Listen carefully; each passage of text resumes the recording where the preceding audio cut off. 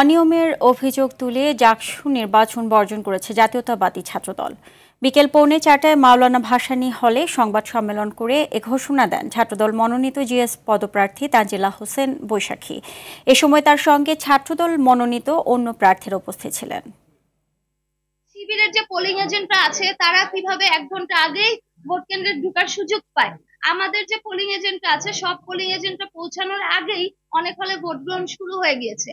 এটা তো স্পষ্ট যে এখানে কারচুপি করা হয়েছে। যদি সাধারণ শিক্ষার্থীদের মতের প্রতিফলন না ঘটে, ভোট ইঞ্জিনিয়ারিং এর মাধ্যমে কোনো প্রার্থীকে সুযোগ দেওয়া হয়, কোনো প্রার্থীকে বিপিসি হিসেবে বের করার চেষ্টা করা হয়, সেই নির্বাচনে অবশ্যই জাতীয়তাবাদী ছাত্রদলের প্যানেল যুক্ত থাকতে পারে না, যুক্ত থাকবে না। আমরা যার জন্য এই অসঙ্গতিগুলো স্পষ্ট তুলে ধরে আমরা এই ভোটকে এখনই বর্জন করলাম।